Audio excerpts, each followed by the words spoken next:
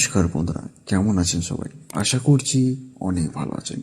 আজকে আমি নতুন একটা ঘটনা নিয়ে চলে এলাম মনের পাওয়ার ইউটিউবে। আমি শুনছি, তো আর বেশি লেট না করে ঘটনাটা শুরু করলাম।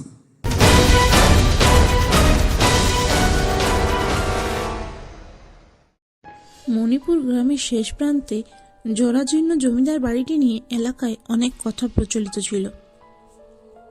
অর্ক নামের এক সাহসী যুবক ঠিক করল অমাবস্যার রাতে সে একা ওই বাড়িতে গিয়ে রাত কাটাবে।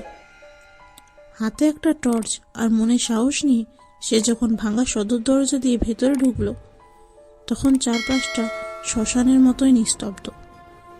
সিঁড়ি দিয়ে উপরে ওঠার সময় অর্ক অনুভব করলো কেউ একজন তার ঠিক পেছনে পেছনে হাঁটছে। সে থমকে দাঁড়ালে শব্দটাও থেমে যায়, আবার হাঁটলে আবার শোনা যায় সেই খসখস শব্দ। দোতলার বড় আয়নাটার সামনে গিয়ে দাঁড়াতেই অর্ক স্থির হয়ে যায়।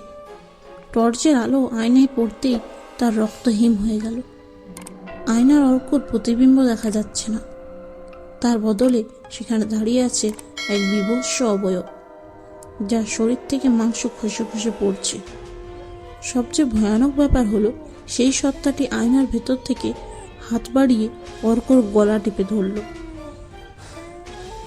অর্ক চিৎকার করতে চাইল, কিন্তু তার মুখ দিয়ে কোনো শব্দ বের হলো না।